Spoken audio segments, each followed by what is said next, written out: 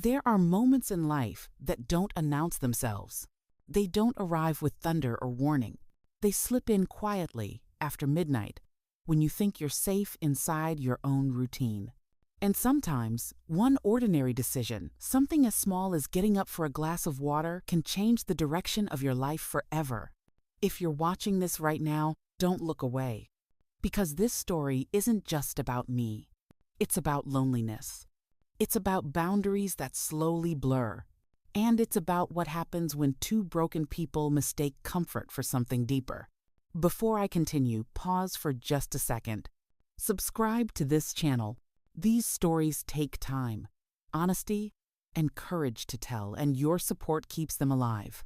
And tell me in the comments where you're watching from tonight. A quiet town? A restless city?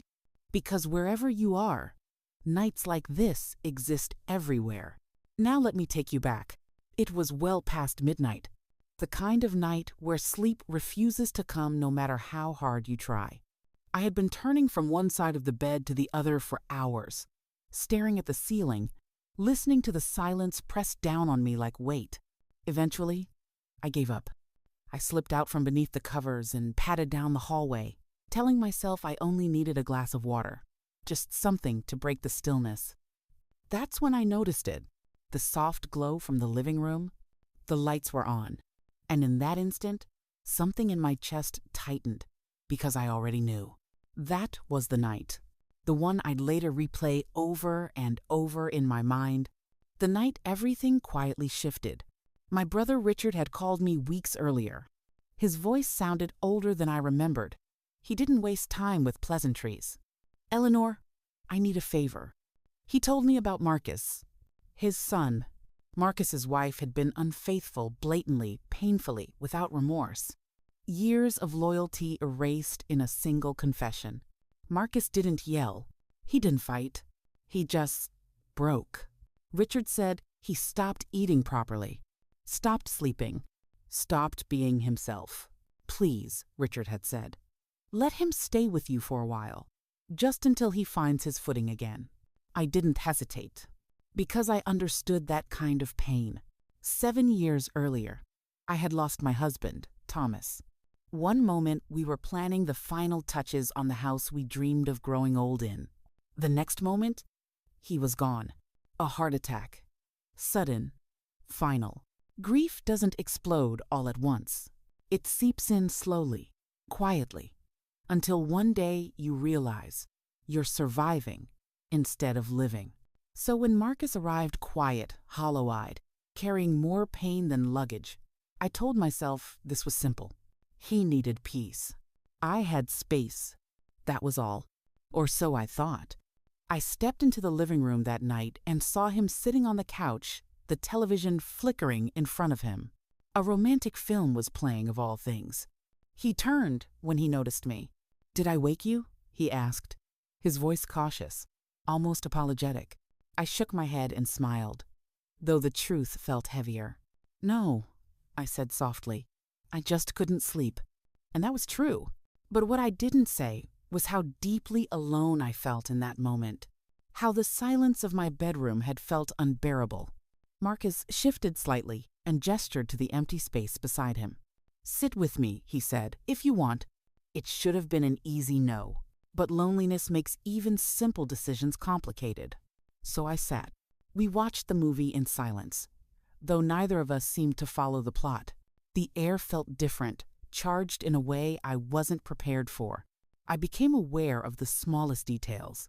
The warmth of another body beside mine, the sound of his breathing, the way grief can make two strangers feel familiar far too quickly. At one point, I turned my head without thinking and my shoulder brushed against his arm. I pulled away immediately. "I'm sorry," I said, embarrassed. "I didn't mean to." "It's fine," he replied quickly. "Really?" But something had already changed. The distance between us felt smaller than before. Not physically, emotionally. When the movie ended, I stood up almost too quickly. "I should go to bed," I said. Marcus nodded. "Of course." I retreated to my room, closing the door behind me, my heart racing for reasons I didn't fully understand. I sat on the edge of the bed for a long time that night, thinking about nothing, thinking about everything. Sleep didn't come easily. Morning arrived without relief. I went to the piano, my old refuge, the one Thomas had bought me years ago. Music had always been the one place grief couldn't reach entirely. As I played, the house slowly woke, and then I sensed someone behind me. Marcus stood in the doorway, listening quietly. "That was beautiful," he said. "Honestly, it might be the best birthday gift I've ever had." I turned, surprised. "Birthday?" He smiled. "I'm 40 today." Something about that moment, his honesty, his vulnerability settled into me in a way I didn't expect. For the first time in years, I didn't feel invisible. And that was the beginning, not of a plan, not of an intention, but of a slow, quiet unraveling. That evening arrived more quietly than I expected. The day had moved slowly, like it knew something was waiting. I busied myself with small tasks, straightening things that were already neat, checking the oven even though nothing was inside. My mind kept circling back to Marcus's words from the morning, the way his voice had softened when he spoke, the way his eyes lingered just a second longer than necessary. I told myself I was imagining it. Loneliness does that. It fills silence with meaning that may not truly exist. Still, when Marcus came into the kitchen that evening, freshly showered, sleeves rolled casually at his forearms, I felt my chest tighten. "You didn't forget," he said, nodding toward the wine bottle I'd placed on the counter. "No," I replied. "A birthday should be acknowledged." We opened the bottle slowly, deliberately, as if neither of us wanted to rush what little structure the evening still had. The glasses clinked softly, the sound too loud in the quiet house. "To surviving," Marcus said, lifting his glass. I hesitated, then echoed him. "To surviving." The wine warmed me faster than I expected. Conversation came easily after that. Too easily. We talked about small things at first. Music, books, places we wished we had visited. Then, slowly, almost without noticing, the conversation deepened. He spoke about his marriage, about how betrayal doesn't just hurt, it rewrites your memories. I listened. I understood. When he asked about Thomas, my voice wavered, but I answered honestly. I told him how the silence after loss is louder than any argument, how mornings are the hardest, how grief doesn't fade, it simply learns where to hide. Marcus didn't interrupt. He didn't rush me. He just listened. That alone felt dangerous.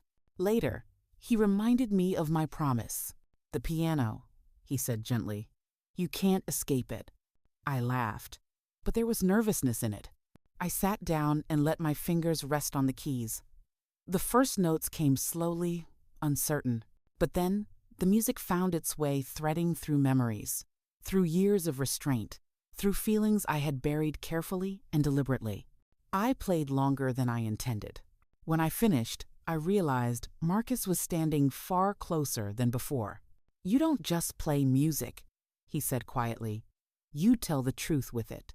Before I could respond, he moved past me toward the piano. "May I?" he asked. I nodded.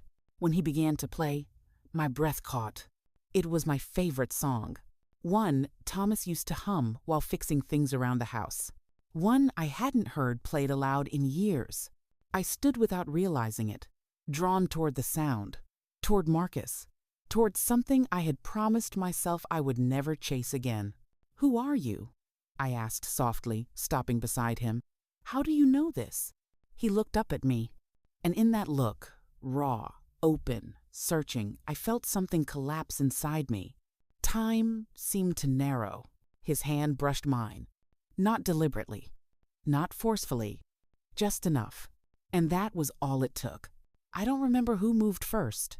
I only remember the sudden closeness, the shared breath, the way grief and desire tangled until neither of us could tell where one ended and the other began.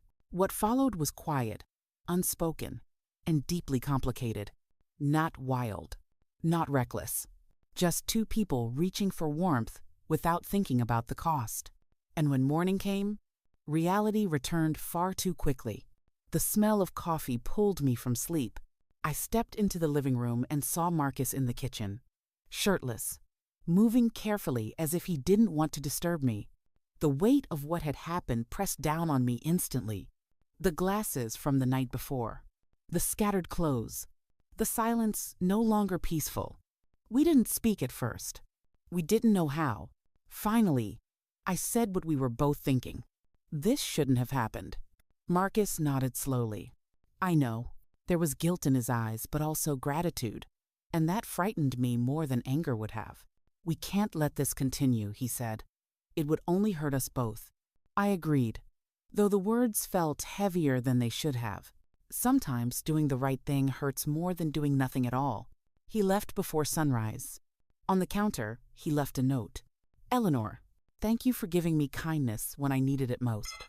What happened between us was not planned, and it cannot be repeated. But for one night, you reminded me that I'm still alive. I'll always be grateful for that. Marcus. I held the paper for a long time, and then I folded it away. The house felt different afterward. Not emptier. Lighter. I sat at the piano again that afternoon. This time, the music that came wasn't sorrowful. It wasn't longing. It was something new. Something hopeful. I realized then that the night, wrong as it was, had shown me something I had forgotten. That grief doesn't mean the end of living. That loneliness doesn't have to be permanent. And that mistakes don't define us, how we respond to them does. I picked up my phone and called a friend I had been avoiding for months. Helen, I said, would you like to come over for tea tomorrow? Her surprised happiness told me everything. Some nights break us, but some nights, messy, complicated, imperfect ones, wake us up. And that, I learned, is not something to waste. If this story resonated with you, share your thoughts below. Have you ever experienced a moment that reminded you that you were still alive, even if it wasn't perfect? Subscribe for more real, human stories like this, because we're all learning how to feel again one night at a time.